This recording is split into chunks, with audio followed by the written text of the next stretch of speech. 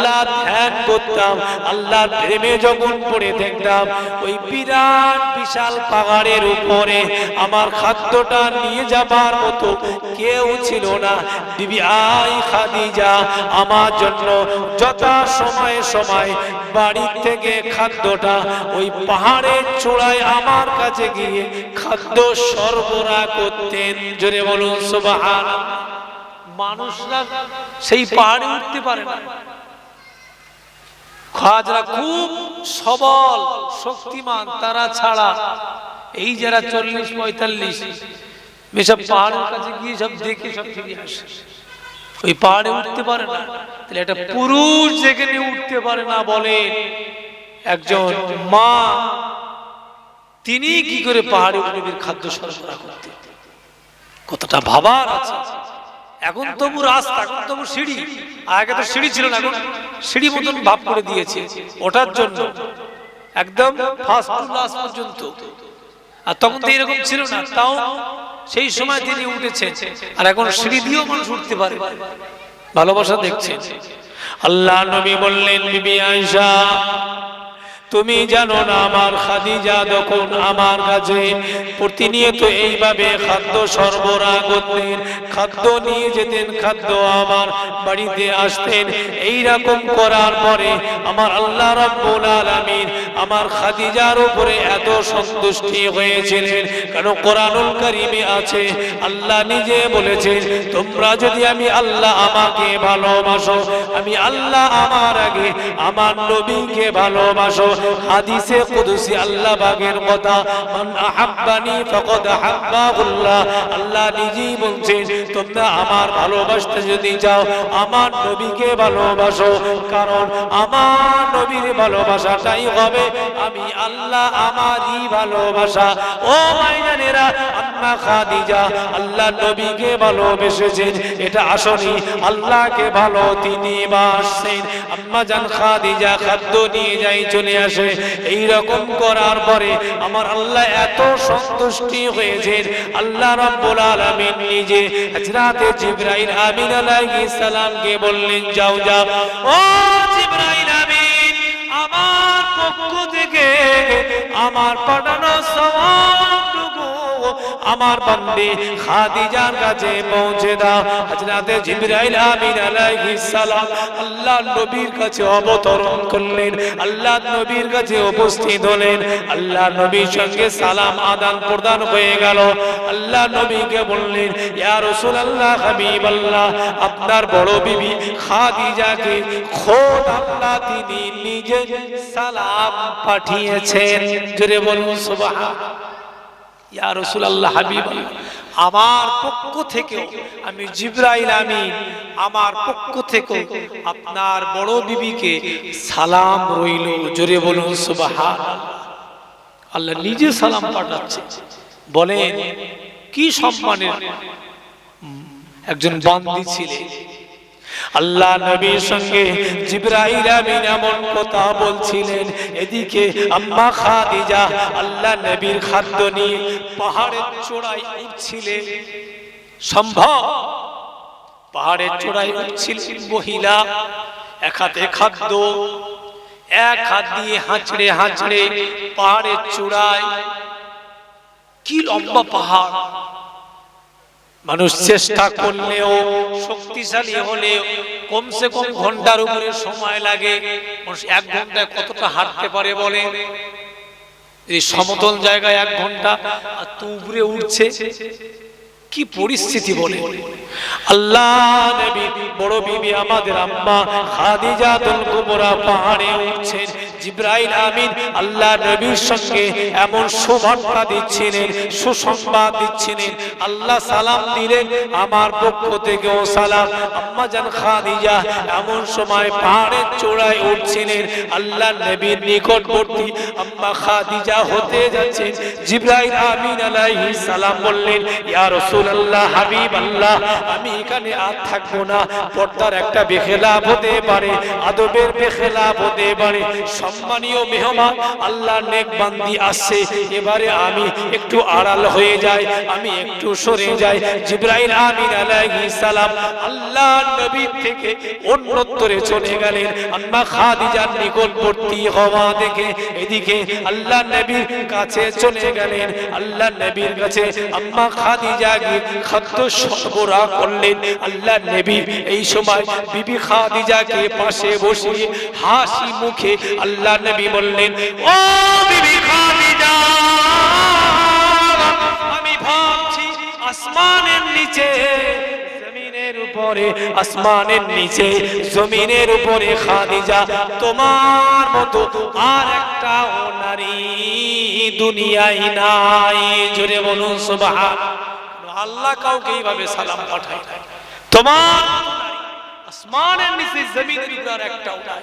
খাদিজা এমন কি কাজ করেছো যার জন্য আল্লাহ তোমাকে সালাম দিয়েছে, জিবরাইল আমিন তোমাকে সালাম দিয়েছে। আল্লাহ নবীর বিবি নবীর মুখের উপরে বললেন, ইয়া রাসূলুল্লাহ, হাবিবাল্লাহ, হুজুর, আমি এই সংবাদটা শুনে এতটা খুশি হলাম, ইতিপূর্বে আমার জীবনে আমি এতটা খুশি আর হইনি, আর আগামীতে হব না। জোরে বলুন সুবহানাল্লাহ। আমার জীবন সার্থক, আপনার পিছনে আমার খেদমত, আমার জীবন ধন্য। হুজুর, আমি আর কিচ্ছু চাই না। প্রিয় উপস্থিতি, তাই কবির ভাষায় একটা নাত পড়ি। নবী সুপ্রেমে পাগল হলো, নবী সুপ্রেমে পাগল হলো বিবি জুলেখা, আমার নবীর প্রেমে পাগল হলো আম্মা খাদিজা। নবী সুপ্রেমে পাগল হলো বিবি জুলেখা, আমার নবীর প্রেমে পাগল হলো আম্মা খাদিজা। নূরের নবী ধানের ছবি, নূরের নবী ধানের ছবি আছেন মদিনায়, সারা জাহানের উম্মত পাগল নবী তোমার দেওয়ানায়। আল্লাহুম্মা সাল্লি আলা মাওলানা মুহাম্মদ ওয়া আলা আলি সাইয়্যিদিনা মাওলানা মুহাম্মদ সাল্লাল্লাহু আলাইহি ওয়াসাল্লাম। আমরা এই সমস্ত ঘটনা বলি বা একদম সহি শুদ্ধ কথাগুলো আমরা শোনার পরে ভুলে যাই। ভুলে গেলে হবে না, আবেগ ঠিক রাখতে হবে। আমরা কেন ভুলবো? শয়তানি ওয়াসওয়াসা যেগুলো, সেগুলো আমরা বেশি ভুলি না, অনেক দিন মনে থাকি। কিন্তু ভালো ভালো জিনিসগুলো আমরা তাড়াতাড়ি ভুলে যাই, আর যেগুলো ভুলে যাওয়ার কথা সেগুলো অনেক দিন খেয়াল রাখি। আপনাকে, আমাকে, সকলকে, আমাদের সকলকে এই থেকে বেরিয়ে আসতে হবে, না হয় সমস্যা আছে। এক মহিলা ছিলেন, জানেন, মহিলার কাজ হলো প্রতি বছরে 2টা চাঁদ তো প্রতি মাসেই ওঠে, চাঁদ তো প্রতি মাসেই চাঁদ ওঠে, কিন্তু ওই চাঁদে আমরা বেশি আনন্দ পাই যে চাঁদে 2 ঈদ হয়, আরো কিছু চাঁদে আনন্দ পাই নবী দিবসের চাঁদে ইত্যাদি। তো যাই হোক, মহিলাটা চাঁদ উঠলে খুব আনন্দ পেতে, আনন্দে আত্মহারা হয়ে গ্রামের সব পাড়ার বাচ্চাদের ডেকে ডেকে সব চাঁদ দেখাতেন। এই কাল ঈদ হবে, দেখ চাঁদ উঠেছে, নতুন চাঁদ। আর নতুন চাঁদ দেখে আনন্দ করার কথা বলা হয়, যেটা সুন্নাত, দোয়া পড়তেও হয়, এটা খারাপ না। তো যাই হোক, মহিলাটা করতেন কি, সব বাচ্চাদের নিয়ে চাঁদ দেখাতেন। এই দেখ কাল ঈদ হবে, চাঁদ উঠেছে, আনন্দ করতে। তো একবার এমনই হলো, চাঁদ দেখার আনন্দে মাতোয়ারা, এখন তো ছোট বাচ্চা ছিল। তো একজন বলছে, এই বউ, তুই চাঁদ দেখে পাগল হচ্ছিস, আনন্দ করছিস, তোর ছেলে বাথরুম করে ফেলেছে, মানে পায়খানা হয়ে গেছে, তুই যা সাফ করে আয়, তারপর চাঁদ দেখবি, চলে যা, ছেলে নোংরা হয়ে গেছে। তো যাই হোক, মহিলাটা শোনার সাথে সাথে চাঁদ দেখে আনন্দ ছেড়ে দিয়ে চলে গেলেন। বাচ্চার কাছে, তার এই নোংরাটা পরিষ্কার করতে। চাঁদ দেখার আনন্দই ঠেলায় কোন রকম পানি খরচ করিয়ে পরিপূর্ণ পরিষ্কার পরিচ্ছন্ন হয়নি, ওইভাবে যাও করে চলে গিয়ে আবার চাঁদ দেখাচ্ছে। এবার যখন চাঁদ দেখাচ্ছে আর বলছে বাচ্চারা জানিস সেই দেখ চাঁদ, সব চাঁদ দেখছে আর বলছে এবারে চাঁদ না, চাঁদটা এবারে গন্ধ চাঁদ উঠেছে। বলে চাঁদ অত দূরে, তুমি এত নিচেই, এই গন্ধটা তুমি পাচ্ছ কি করে? চাঁদ গন্ধ উঠেছে, কোটি কোটি মাইল দূরে চাঁদ, আর তুমি এইখানে এত দূরত্ব গন্ধ, তার মানে চাঁদ গন্ধ মানে। কিন্তু আসলে চাঁদ গন্ধ না, সমস্যা বাচ্চা নোংরা পরিষ্কার করেছে, ভালো করে করতে পারেনি, তাড়া হলো হাতে ওর নোংরা লেগে আছে, আর ওই হাত দিয়ে চাঁদ দেখাচ্ছে চাঁদ উঠেছে, এই হাত কাছাকাছি, এই কাঁচা গন্ধ কি বুঝলে? তাই বলতে চাঁদ গন্ধ। আপনারা বলেন চাঁদ গন্ধ না ও নিজে গন্ধ, ওর হাত গন্ধ। তা ঠিক এটা দ্বারাই আল্লামা থানভী একটা কিতাব লিখেছেন মুসলমানদের হাসি, ওই কিতাবে এই ঘটনা লিখেছে যে মানুষ নিজে খারাপ, নিজেরটা দেখে না, নিজে খারাপ পরেরটা দেখে। ওই মহিলা যেমন ওর নিজে গন্ধ, চাঁদকে বলছে গন্ধ, ঠিক তেমনি মানুষ নিজে খারাপ, নিজের অনেক দুঃঅপরাধ, সেগুলোর কথা বলে না, অন্যের সমালোচনা করে। এটা একটা মারাত্মক ব্যাপার, মারাত্মক একটা ব্যাধি। আর নবী বলেছে যত জামানা শেষে দিকে যাবে এই সিস্টেমের প্রভাব তত বেশি প্রচলন, প্রভাবটা বাড়বে। আমরা চেষ্টা করব, আমাদের কাছে আছে নামাজ, কি বলুন তো শ্রেষ্ঠ জিনিস। আপনি প্রতিনিয়ত সেজদা করেন, সেজদা আপনি কাকে করেন জানেন? কিতাবে লেখা আছে আপনি যখন সেজদা করেন না, তখনই আল্লাহ কুদরতি অবস্থায় আল্লাহ আপনার মাথার কাছে আল্লাহ তার পাটা ফেলে দেয়, আর আপনি মাথা ঠোকেন আল্লাহর পায়ের কাছে। জোরে বলুন সুবহানাল্লাহ। রবের পায়ের কাছে আপনি সেজদা করেন, অত সহজ নয়। আপনি স্রষ্টার কাছে সৃষ্টি হয়ে পায়ের কাছে, মারাত্মক কথা। আপনার কাছে আছে নামাজের মতন মূল্যবান সম্পদ, আপনার কাছে আছে রোজা, আপনার কাছে আছে দান ধান, আরো ইত্যাদি আরো সঙ্গে কত ভালো কাজের সব আপনার কাছে জমা আছে। সেই জমাটা আপনি কেন অপব্যয় খরচ করবেন? গুরুত্ব একটুখানি দেন। বাপ মা তো কোথায় গেল বলেন, আপনি আমি তো নিভে যাবো, ওইভাবে চলে যাবো। তাহলে আপনার এই জমানো অ্যাসেট সম্পদ যদি আপনি খরচ না করেন, পরকালে ব্যয় করতে পারবেন। অর্থ কি? খরচ হয়ে গেলে কি হয়? হায় হায় করতে হয় না। আরেকটা ঘটনা বোঝাবার জন্য বলছি, লোক কম আছে তো, যাই হোক বোঝাবার জন্য বলছি। নৌকা, নৌকা আপনারা সকলেই বুঝবেন সহজে। নৌকা চলে পানির ওপর দিয়ে, পানি ছাড়া নৌকা চলতে পরিপূর্ণ ব্যর্থ। নৌকা চলতে গেলে পানি অবশ্যই প্রয়োজন। নৌকা যে চলছে কি পানির উপরে, নৌকাকে সহযোগিতা করছে কে? পানি চলার জন্য। আবার ওই একই পানি দেখে যখন নৌকা ভিতরে আসে, মানে পেটে আসে ভিতরে, বেশি হলে কি নৌকা ডুবিয়ে শেষ হয়ে যায়।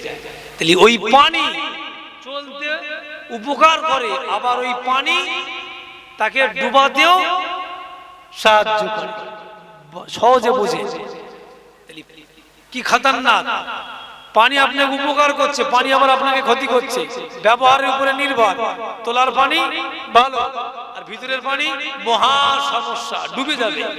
ঠিক তেমনি আপনার ভিতরে, আপনার আমার কাছে যে অর্থ সম্পদ, পয়সা বা নেকি সওয়াব যেগুলো আছে, এগুলো যদি আপনি জমিয়ে রাখেন বিরাট উপকার, যদি খরচ করে ফেলেন কিন্তু মহা বিপদ।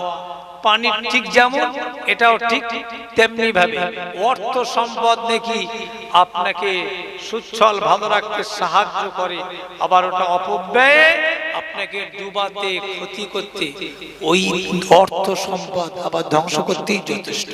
এই জন্য আপনাকে আমাকে যেটা জমাচ্ছি ওটা যেন সহজে না কাছ থেকে বেরিয়ে যায়, এটা আপনাকে ঠিক রাখতে হবে। দুনিয়ায় সব বিনিময় হয় কি? পয়সা। আখেরাতে পয়সা থাকবে না, নেকির বিনিময় চলবে। এই কবরে আপনাকে রাখবে, সব চলে আসবে, ফেরেশতা ঢুকবে পাঁচ দিক থেকে, মাথার দিক থেকে, ডান দিক থেকে, বাম দিক থেকে, আর এই চতুর্দিকে, একদিকে দাঁড়াবে নামাজ, একদিকে রোজা, একদিকে দান, একদিকে অন্যান্য সওয়াব নফল ইবাদত, চতুর্দিকে আপনাকে বেষ্টন করে দাঁড়িয়ে গজবের ফেরেশতাদের ঢুকতে বাধা প্রদান করবে।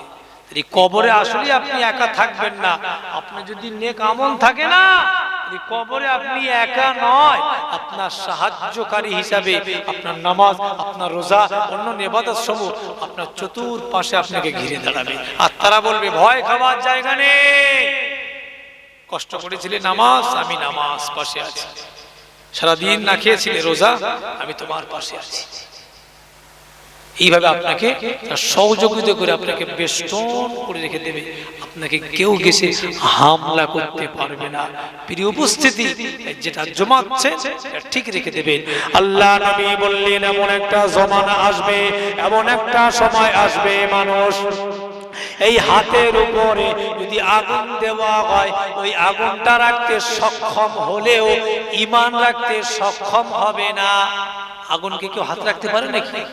তারপরেও বলছেন হাতে রাখা কিছুক্ষণ সম্ভব হলেও ওই জামানায় ঈমান রাখা সহজ হবে না, আরো কঠিন হয়ে যাবে। সকালবেলা মানুষ ঈমানদার, সন্ধ্যাবেলা মানুষ বেঈমান, সন্ধ্যাবেলা ঈমানদার, তা সকালবেলা বেঈমান। মানে কোথার দ্বারায়, কাজের দ্বারায়, কর্মের দ্বারায় এমন কিছু করে ফেলবে, ঈমান যথা সময় বেরিয়ে যাবে। যেমন ছোট্ট করে বলি, বসিয়াট হুজুর তার কিতাবে লিখছেন ফতোয়ায়ে আমিনিয়া, কে ফতোয়া দেওয়ার তো অধিকার আমাদের নাই, তা কিতাব যে লেখা আছে সেটাই বলছি, এটা ফতোয়া না। তো যাই হোক, লেখা আছে, হুজুর বলছে কেউ যদি কোনো পণ লেনদেন হয়, দেনা পাওনা হয়, সেই খানা কেউ যদি খায় তো কাবিরা গুনাহ হবে। তো যাই হোক, আর কেউ যদি জেনে শুনে বিসমিল্লাহ বলে খায়, ঈমান থাকবে না। সিস্টেম দেখছেন, এই জন্যই তো জানার একটা তো দরকার, অন্তত যদি বা খেয়ে তো আপনি আমিও ফেলছি, আল্লাহ হেফাজত করেন, ঠিক করা যাচ্ছে না, অনেক গাড়াগল চলছে ভিতরে। তো যাই হোক, অন্তত কাবিরা গুনাহ হচ্ছে, তবে ইস্তেগফার, মাপ চাইলে। কিন্তু আপনি যদি বিসমিল্লাহ বলে খান, মানে হারাম খাদ্যই বরকতের কোনো কথা বলা যাবে না, এটাই হুজুর বুঝাতে চাইলে। খাদ্যটা নিষিদ্ধ, আপনি খাচ্ছেন গুনাহ হচ্ছে, কিন্তু ওই নিষিদ্ধ খানায় আবার আপনি যদি বরকতের কামনা করেন, বিসমিল্লাহ মানে কি, তাহলে ওটা হারাম হয়ে যায়। তাহলে ছোট্ট একটা ব্যাপারে সবই প্রায় অজানা।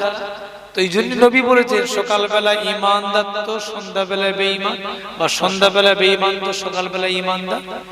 কখন না আসে, কখন না চলে যায়। এই যে ঈমানটা ধরে রাখা অত সহজ ব্যাপার, আর এটাকে টিকিয়ে রাখা শেষ পর্যন্ত জায়গায় যাওয়া কঠিন ব্যাপার, মারাত্মক ব্যাপার। হযরতে ইমামে আযম আবু হানিফা রাহমাতুল্লাহ আলাইহি, যে ইমামের আপনি আমি অনুসরণ করি, এই ইমামে আযম আল্লাহর ওলি ইমামে আযম রাহমাতুল্লাহ আলাইহি, তার জীবনের শেষ পর্যায়ে এমন পরিস্থিতি হলো, ইমামে আযম কষ্ট পাচ্ছেন, মৃত্যু যন্ত্রণায় তিনি আছেন। এমন সময় তাকে কলমা তালকিন করার কথা বলা হয়, তার মুরিদানেরা কলমা পড়তে লেগেছে, কিন্তু ইমামে আযম রাহমাতুল্লাহ আলাইহি ওই সময় মুরিদান দিগকে ধমক দিলেন, চুপ করো। ও ভাইজানেরা, কেউ যদি কষ্ট পায়, মৃত্যু যন্ত্রণা হয়, তাকে আপনি আমি বারবার এই কথা বলতে পারি না, তুমি কলমা পড়ো, কলমা পড়ো। কেন? ও এত কষ্ট পায়, ও যদি বলি ফেলে ভালো লাগে না, ঈমান চলে যাবে। এই জন্য সিস্টেম হলো, ওর পাশে তুমি আল্লাহ কলমা পড়ো, দুরূদ শরীফ পড়ো, তুমি নিজে পড়ো, ও তোমার শুনে শুনে যদি পড়ে, ওকে বারবার পড়তে যদি বলা হয়, ওর এই কষ্টের চাপে যদি বলে ভালো লাগে না, ঈমান থাকবে না। এই জন্য ওকে বলানোর জন্য পেড়াপেড়ি করা যাবে না, আপনাকে শোনাতে হবে। যদি শুনে একবার বলে, এটাই তো বেহতার। তো যাই হোক, ইমামে আজম আল্লাহর ওলি, তিনি শেষ সময় কষ্ট পাচ্ছেন। মুরিদানেরা আল্লাহর ওলিকে কলমা পড়ার কথা বলছেন, কিন্তু ইমামে আজম জগৎ বিখ্যাত ইমাম, ওই সময় তিনি একবার ধমক দিলেন, চুপ করো। মুরিদানেরা অবাক হয়ে যায়, হুজুর কি বলে? হুজুর এই কথা কেন বলে? চুপ করো।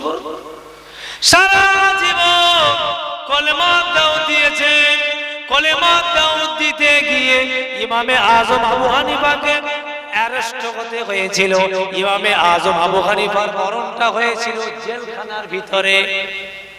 জেলখানার ভিতরে যে যত আল্লাহর বড় ওলি হবে, বড় আল্লাহ প্রেমিক হবে, তার দুনিয়ায় কিন্তু এই পরিমাণ কষ্ট হবে, সহজ নয়। ইমামে আজম আবু হানিফা রাহমাতুল্লাহ আলাইহি মুরিদানেরা চিন্তিত বলে, হুজুর কি বলে? চুপ করো। কিন্তু চুপ করে আছেন, কি বলবেন? কিছুক্ষণ পরে আল্লাহর ওলি, আল্লাহর মাহবুব, জগৎ বিখ্যাত ইমাম, চার ইমামের প্রধান ইমাম ইমামে আজম আবু হানিফা রাহমাতুল্লাহ আলাইহি স্বাভাবিক অবস্থা ফিরে এলে হুজুর মুরিদান দিগকে বললেন, ও আমার মুরিদানেরা, রাগ করেছো তোমরা? মুরিদানেরা বললেন, হুজুর আপনি কেন এই কথাটা বললেন? ইমামে আজম আবু হানিফা বললেন, শোনো ও আমার মুরিদানেরা, আমি তোমাদিগকে আসলেই চুপ করতে বলি না। আমার শেষ সময় কষ্ট হচ্ছিল, আমার চতুর্পাশে আমি দেখছিলাম শয়তান ইবলিসরা এসে আমার সামনে এসে এক পেয়ালা পানি নিয়ে এসে আমাকে বলছিল, ও জগৎ বিখ্যাত ইমাম, ইমামে আজম আবু হানিফা, তুমি শ্রেষ্ঠ আল্লাহর ওলি, আল্লাহর বড় প্রেমিক, তুমি ইমাম মানুষ, তুমি জ্ঞানী মানুষ, নেতা মানুষ, তোমার কষ্ট হচ্ছে, তুমি শেষ সময় একটু বিপক্ষে কথা বলো, আমি পানিটা নিয়ে এসেছি, এই পানিটা তোমাকে খেতে দেব বলে। ওই সময় ইমামে আজম আবু হানিফা বললেন, না না, চুপ করো শয়তান, আমি তোমার থেকে পানি খেতে চাই না। ও আমার মুরিদানেরা, আসলে আমি তোমাদেরকে চুপ করতে বলি নাই, আমি চুপ করতে বলেছি শয়তান দিগকে। ও ভাইজানেরা, আমি ছোট্ট করে আপনাকে এটাই বোঝাতে চাইছি, জগৎ বিখ্যাত ইমাম ইমামে আজম আবু হানিফা রাহমাতুল্লাহ আলাইহি পরিস্থিতি যদি এই হয়, আপনার আমার পরিস্থিতি কি হবে বলেন? কষ্টই তো থাকবো শেষ সময়। শয়তান যদি পানি নেই বলে খাও, খেতে তো মন চাইবে অবশ্যই। যা বলিস বল, সব মেনে নিলাম, পানিটা দেখাই, তৃপ্তি মেটানোর জন্য ইমানটা গেল। এই জন্য আপনাকে আমাকে ইমানটা ঠিক রাখতে হবে। এই ইমামে আজম আবু হানিফা রাহমাতুল্লাহ আলাইহি মরণের পরে তার কপালের উপরে আল্লাহর পক্ষ থেকে লেখা হয়ে গেল, হাযা হাবিবুল্লাহি মাতাকি হুব্বুল্লাহ। ইমামে আজম হলো আল্লাহর বন্ধু, আল্লাহর প্রেমে তিনি দুনিয়া থেকে বিদায় হয়েছে। জোরে বলুন সুবহানাল্লাহ। এইরকম একজন আল্লাহ প্রেমিক মানুষ বলেন, যদি হয় আপনার আমার কি? এই জন্য ইমানটাকে আপনাকে আমাকে ঠিক রেখে জায়গায় যেতে। যাবেন কোথায় বলে? কবরের ভয় আপনার আমার আছে। আগে হুজুর কিবলারা ওয়াজ করতেন, আমরা সবটা না দেখলেও আমাদের বাপের থেকে শুনেছি। আমার নিজের, আমার আব্বা ছোট হুজুর রহমাতুল্লাহ আলাইহি খুব মানে একটা খুব নিকটের না হলেও মুরিদান ছিলেন। তো যাই হোক, ছোট হুজুর রহমাতুল্লাহ আলাইহি আমার বাড়িতে এসেছেন। আমার আব্বা খুব ভালোবাসতেন, ওনার পরে কারিমুল্লাহ হুজুরকে প্রচন্ড ভক্তি করতেন। তো যাই হোক, হুজুর বাপেরদের মুখ থেকে শুনেছি, হুজুর কিবলা যখন ওয়াজ করতেন, ওয়াজের শেষে এরকম প্যান্ডেলে দুই একজন মানুষ বেহুশ হয়ে পড়ে থাকতো ওয়াজ। আর এখন ওয়াজ শুনে বেহুশ দূরের কথা, হাসতে হাসতে বাড়ি যাচ্ছে, কোনো ভয় নেই। ওয়াজ কি আগে হুজুর কিবলা করতেন, এমন ওয়াজ করতেন, কবরের ভয়তে সব জড়সড় হয়ে যায়। কবরে ভয়তে জড়সড় হয়ে যায়। এক মাওলানা ওয়াজ করছে, শোনো, মাওলানা ওয়াজ করছে, দুনিয়ায় তোমরা যা করছো পাপ পাপাচার, মরে গেলি আর রেহাই পাবে না। তো হুজুরির অশ্বনে কিছু মানুষের একটা আতঙ্ক হয়েছে, তিনি খারাপ কাজ আর করবো না, ভালো কাজ করবো। যাক, এই কথা বলতে বলতে বাড়ির দিকে যাচ্ছে যে কাল থেকে নামাজ ধরবো, নামাজটা পড়বো, একটু ভালো পথে চলবো, খারাপটা ছাড়বো, নচেত আগামী তো বিপদ রয়েছে, খারাপটা ছেড়ে দেবো, ভালোটা ধরবো, এই বলতে বলতে যাচ্ছে। এবার সব জায়গায় কিছু মানুষ থাকে, রসিকতার মানুষ, লগড়ে মানুষ। তো একজন বলছে, কবে মরবি, এখন থেকেই ভূত হচ্ছিস, অত ঘাবড়াচ্ছিস কেন? আরে মরার পরে ও লাইন ঠিক আছে। বলে কি লাইন করবি? তুই যে লাইনের কথা বলছিস, তুই তো বেশি অপরাধী, তোর তো বেশি পাপ, তুই তো বেশি অন্যায় করিস, আবার বাঁচার কি উপায়? তো বলছে, শোন, আমি মরার আগে শেষ সময় তো বুঝতে পারবো, মোটামুটি অসুস্থ হয়ে পড়বো, কষ্ট হবে, তখন তো একটা পূর্ববাস পাবো আমি যে আর থাকতে পারবো না বেশি দিন। এই অবস্থায় ছেলেদেরকে বলবো, এই শোন, আমার কিন্তু আর হবে না, মরণ খুব সন্নিকটে, তবে মরে গেলি খবরদার, মরার পরে কবরে শোয়ানোর পরে যেন নতুন বাঁশ দিবিনি, খবরদার, কবরে নতুন বাঁশ যেন দিবিনি। পুরাতন যত বাঁশ আশেপাশে আছে, ফাটা ওই বুকা লাগা, এইরকম ফাটা ফুটা বাঁশ আমার কবরে দিবি। বলে, এই ফাটা বাঁশ কবরে দিলে হবে কি? বলতে, এটাই তো কাজ। বলে, কি কাজ আরো বলতালি? বলতে, আমার কবরে যদি আমার ছেলে মেয়েরা, প্রতিবেশীরা আমাকে শোবানোর পরে যদি পুরাতন বাঁশ যদি কবরে কাতার দিয়ে সারি দিয়ে সাজিয়ে ওর উপরে মাটি দেয়, আর মাটি দিয়ে কেউ থাকবে না, সব চলে যাবে, আমি একা পড়ে থাকবো, চিত হয়ে থাকবো। একটু পরই ফেরেশতা ঢুকবে, ফেরেশতা ঢুকবি, আর ঢুকি আমাকে তুলে বলবে, এই ওঠ, বল মান রব্বুকা, তোর রব কি বল? তখন আমি উঠেই বলবো, প্রশ্নের জবাব কবার দিতে হবে। ফেরেশতার বলবো, প্রশ্নের জবাব কবার দিতে হবে। ফেরেশতা তো তখন ঘাবড়ে গিয়ে বলবে, কেন? বলে, কেন মানে? প্রশ্নের জবাব কবার দিতে হবে আমাকে? ওপর দিকে তাকা, ফেরেশতা ওপর দিকে তাকাবে, বলতে, বাঁশ দেখতে পাচ্ছ, এই বাঁশ কি নতুন না পূর্ণ? ফেরেশতা বললেন, না তো পূর্ণ। বল, তাহলে আমি আজকে শুয়েছি নাকি কবরে? অনেক দিন আগে শুয়েছি, কত তোমার মতন ফেরেশতা এসে সব জবাব দিয়ে বাড়ি পাঠিয়েছি, আর তুমি কি করতে এসেছো? বলে, এই কথা বললি ফেরেশতা তখন বলবে, অত ভুল হয়ে গেছে বিরাট, আমি ভুল করে ঢুকে পড়ি, অন্য কবরে ঢোকার কথা এখানে ভুল করে ঢুকে পড়েছি। বলে, সে তার নিজের ভুল বুঝতে পেরে কবর থেকে বেরিয়ে চলে যাবে, আমার আর সল যে হবে না, ছাড় পেয়ে যাবো। চালাকি, এটা একটা হাসির মধ্যে এটা একটা বাস্তবতা রয়েছে। তো যাই হোক, কবরে এইরকম কোন চালাকি খাটবে না, কোন চালাকি কবরে খাটবে না। কিন্তু বুঝলেন, যত রকম এইসব জচ্চুরি কারবার, হান্দান, এইসব সব পাকড়াও হয়ে যাবে। এই জন্য ইমান মজবুত রেখে সেখানে ঢুকলে নবী সাল্লাল্লাহু আলাইহি ওয়াসাল্লাম বলেছেন, ইমানদারদের কবর এত প্রশস্ত হবে, এত প্রশস্ত হবে, তার দৃষ্টি যত দূর যাবে তার কবরটা অত প্রশস্ত হবে। জোরে বলুন সুবহানাল্লাহ। অত সহজ না। এবং তার কবরের সঙ্গে বেহেশত থেকে একটা হাওয়া আসবে। সে যখন তিন প্রশ্নের জবাব দেবে, মান রব্বুকা, মান দীনুকা, মান নাবিয়ুকা, তিন প্রশ্নের জবাব যখন সক্ষম হবে, তারপরেই তার কবরে আল্লাহ এমন একটা হাওয়া ঢোকাবে, বেহেশতি হাওয়া ঢুকিয়ে দেবে। ওই হাওয়া মৃত্যু ব্যক্তি পাওয়ার সাথে সাথে নিস্তেজ হয়ে যাবে। এমন একটা ঘুমের বেগ তার আসবে, এমন ঘুমের ঢলে পড়বে, ওই এই সে এমন ঘুম দেবে, এই ঘুম কিয়ামত পর্যন্ত ঘুমাবে, স্বস্তির ঘুম ঘুমাবে। কিয়ামতের দিন ইসরাফিল আলাইহিস সালাম যখন সিংহায় ফুঁক দেবে, আবার সব কবর তুলতে হবে, তখনই তার ঘুমটা ভাঙবে। ঘুমটা ভাঙার সঙ্গে সঙ্গে ব্যক্তিটা অস্বস্তি বোধ করবে, এত আর আমি ঘুমাচ্ছিলাম, কে আমাকে জাগালো, কে আমাকে তুললো। তারপরেই সে বুঝতে পারবে কিয়ামত চালু হয়ে গিয়েছে, কিয়ামত শুরু হয়ে গিয়েছে। যখন এইরকম করবে, তখন আমার আল্লাহ রাব্বুল আলামিন কিয়ামতের দিনে কোরআনুল কারীমের একটি আয়াত পড়বেন। আল্লাহ, ও ভাইজানেরা, কোরআনুল কারীমে দুবার আল্লাহ একটি আয়াত দিয়েছেন, ফাযকুরুনি আযকুরকুম ওয়াশকুরুলি ওয়ালা তাকফুরুন।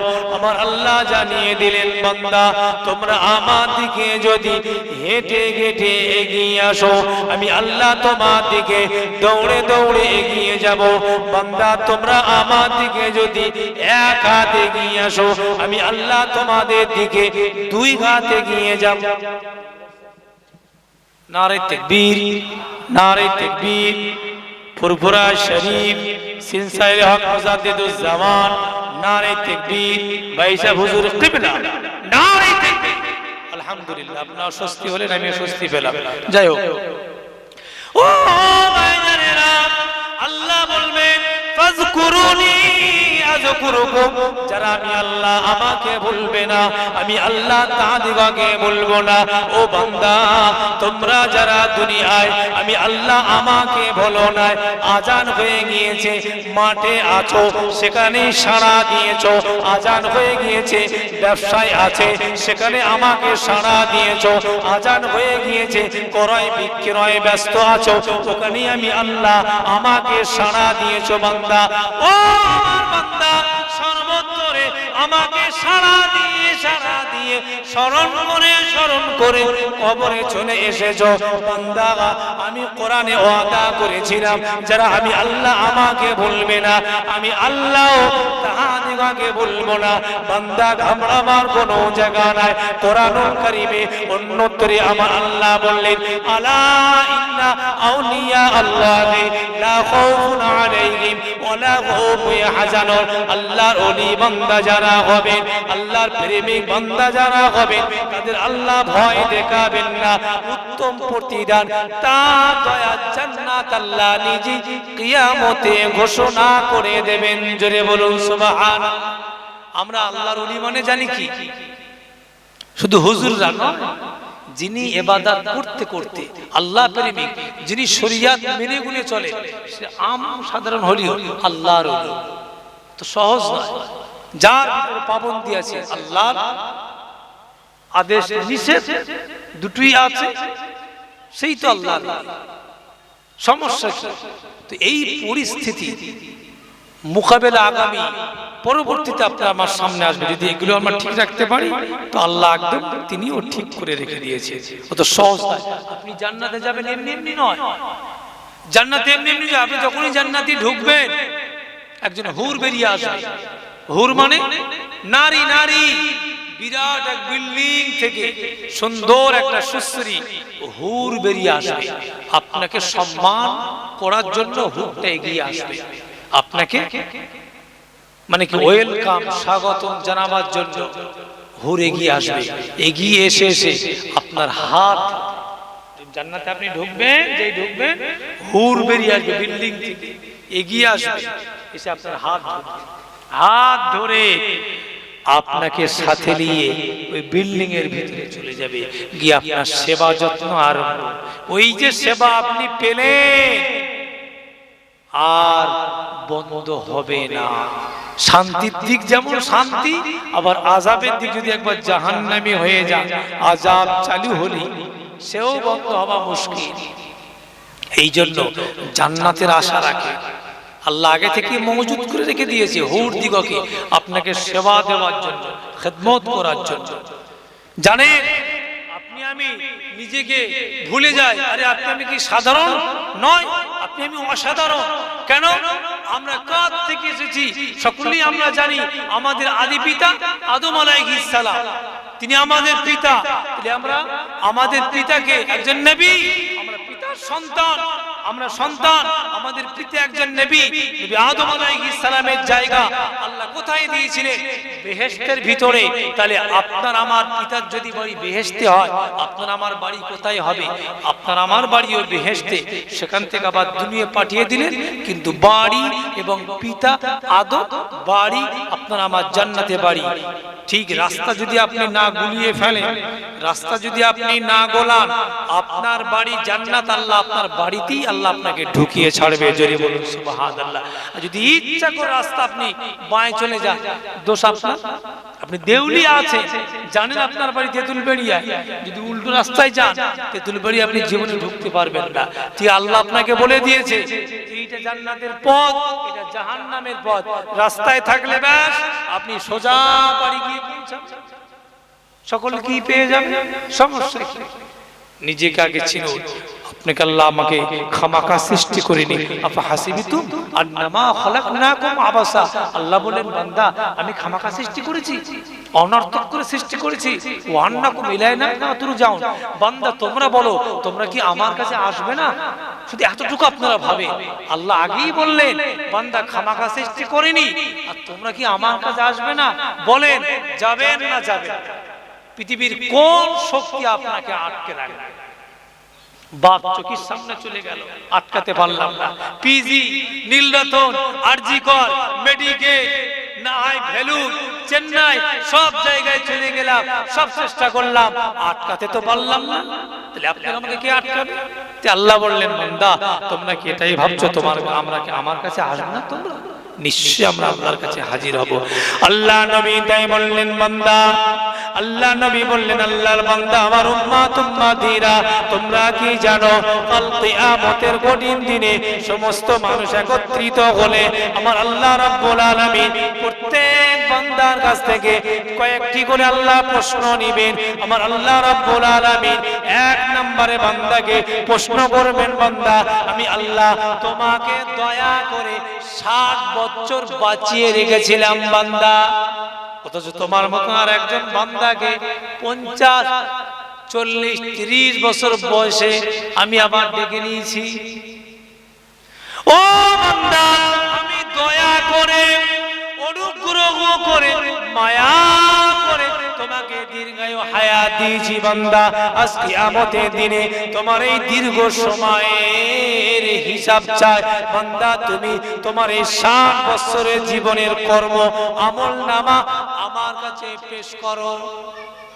কি করেছো 60 বছর ধরে? খাতা বার করো, আর খাতা আল্লাহ গলায় ঝুলিয়ে দেবেন সব কিয়ামতের দিনে। তুমি ভালো না খারাপ, তুমি ভালো না খারাপ কে কত আমল করেছে ওই আমল নামা সব গলায় ঝুলিয়ে দেবে।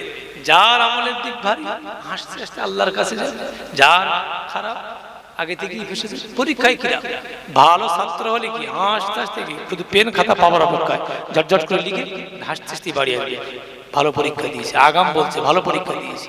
আর যে খারাপ কি হয়, প্রশ্ন কঠিন কঠিন এসেছিল বুঝতেই পারিনি, কত কি বলবো, আমল নামা ঠিক থেকে আল্লাহর কাছে হাসতে হাসতে যাবে। তো আল্লাহ নবী বললেন এক নম্বরে আল্লাহ বান্দা থেকে কৈফিয়ত চাইবেন 60 বছর জিন্দেগিতে তুমি কি করেছো আমি আল্লাহ পাক আমার কাছে জবাব দাও। এক নাম্বার। দুই নম্বরে আল্লাহ নবী বললেন 60 বছরের মধ্যে উত্তম সময় কোন সময়? যৌবন কাল, একেবারে মানে 14-15 পর থেকে আর ধরো 50-এর কাছাকাছি সবচেয়ে একদম হিট সময়, মূল্যবান সময়। এই শক্তিটা তো মানে কন্ট্রোল করা খুব কঠিন ব্যাপার। এই যৌবনী শক্তিটা এই সময় এটাকে ম্যানেজ করা, মেইনটেনেন্স করা খুব কঠিন ব্যাপার। আল্লাহ নবী বললেন দ্বিতীয় নম্বরে বয়সের ভিতরে যৌবন কাল সম্পর্কে আল্লাহ জিজ্ঞাসা করবেন তোমার যৌবনী শক্তিটা, তোমার যৌবন শক্তিটা তুমি কোথায় ব্যয় করেছো? হালাল স্ত্রীর কাছে না অন্যত্রে গিয়ে। দ্বিতীয় প্রশ্ন এটা করবেন। আল্লাহ নবী বললেন 3 নম্বরে আমার আল্লাহ রাব্বুল আলামিন তিনি বান্দা থেকে জিজ্ঞাসা করবেন বান্দা আমি আল্লাহ রাব্বুল আলামিন আমার তরফ থেকে যতটুকু জ্ঞান